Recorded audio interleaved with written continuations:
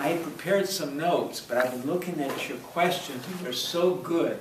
I'm going to keep my quote presentation short and then go to your questions, because they actually deal with some of the things I was going to talk about, but it's from your point of view, which is even better.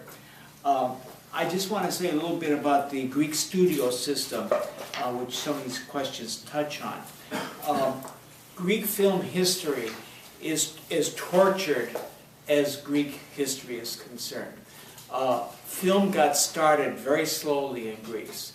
There was some documentaries in the 10s, 1910s and so forth. The first feature film doesn't come out till 1914. Almost all Greek film between 1914 and 1940 copies somebody. There's the Greek Charlie Chaplin and the Greek whatever comedian is in the United States, like Fatty Arbuckle. There's a Greek guy who's like that who does it in Greek. The stories basically are of two types. One is like set in the mountains, and it's always Romeo and Juliet, except they're different villages. And the guy's always got wearing traditional garb, he's a shepherd and all this kind of stuff. And it's real corny. It's really corny stuff. And basically, they're barely motion pictures. They're almost like single shots repeated, so to give the illusion of motion. And it took them a long time to actually make a motion picture where things moved. The first Greek language film was made in New York City. And the second Greek language film was made in New York City. And the third Greek language film was made in Athens in 1933. Film production was so backward in Greece that they usually had to finish the film in Egypt. Now, Egypt is not a film center in the world. So imagine you finish your film in Greece, and you take it to Egypt to get it finished, and then you bring it back to Greece. Why this chaos? Well, because Greece from 1900 to 1940 was practically constantly at war. I mean, first of all, the Balkan Wars, then there was the Asia Minor disaster, then there were all kinds of internal problems. So the country was in such turmoil. To have a film industry was quite a luxury, and it was a very, very poor country. Made matters worse was the dictatorship of Metaxas in 1935, which continued right till 1940. They were so severe, their rules on making films were so harsh, that one film was made between 1935 and 1940. So Hollywood was making The Wizard of Oz and Gone with the Wind. And Greece is making one feature film which was finished in Egypt. In fact, there's a whole period of Greek filmmaking called the Egyptian period. It meant that they filmed in Greece, and then they went to Egypt where they did the final editing, the final cut. Then comes 1940, and the Nazis arrive. And when the Nazis arrive, the only films they allowed to be shown are either German films or Italian films. And the Greeks do not go to those films because it's patriotic not to go. They're not going to support the German language and the Italian language.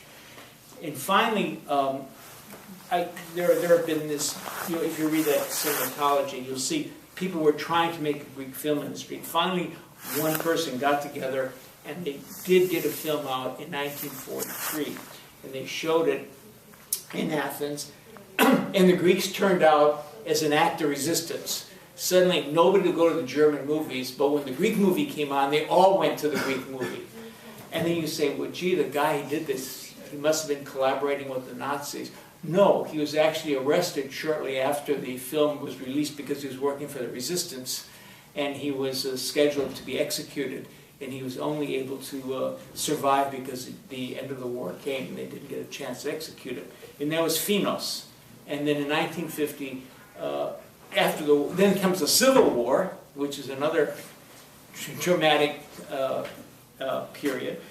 When the Civil War ends, most intellectuals are of the left, and so they're either in prison or they're very careful of what they have to say.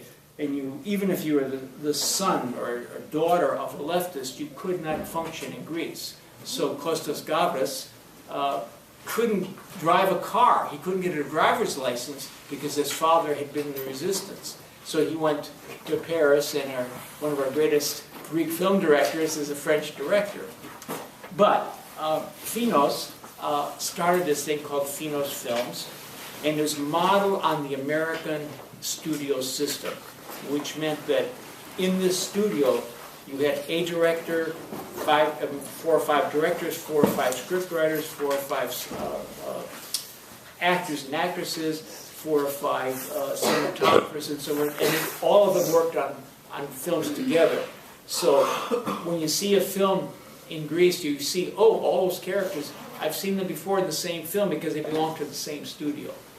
And that's very similar to the United States. We see a Humphrey Bogart movie, named Peter Lorre's in it, Sidney Greenstreet's in it. 3 or 4 movies, all the same people are in it because they all belong to the same studio. Now, what was terrific about the Greek studio system, and I'm a great admirer of the Greek studio system, they were commercial, they were for entertainment. So what they gave you? They gave you musicals, they gave you humor, and they gave you melodrama, and they gave you police thrillers. But exactly like the American industry, here's all this entertainment, and then at the high end, the entertainment becomes something much better. It transforms itself into art. And I think the reason for that is the studio system's audience was Greeks. They did not think, oh, I'm going to show this in New York City and win the film festival. No, they want to sell tickets in Greece. So the films of the 50s are very Greek in nature. And for the Greek people, it was wonderful. For the first time, they saw themselves in the movies. Before 1950s, the movies were from other countries. Or they were shepherds in the mountains. And I'm living in Athens. I've never seen a lamb in my life, or I've never tended goats. So when you see these films in the 50s and you're a Greek, in the 50s you say, oh, that looks like my mother, that looks like my neighbor. If you remember Stella, in the taverna scene, the people sitting in the taverna, they look very Greek and very authentic, because they are. Because basically they're not actors. They just went there, and whoever was in the taverna said, you're going to be in the movie, just sit in your seats there, we're going to shoot today. And many, many scenes in Greek movies of the 50s are done that way. So that, and Kaklianis, among others, was very clear about doing that, and getting these faces up. And so the Greek audiences just love these films. And as I say, and then at the high end, they began to be more than entertainment. They began to be quite sophisticated.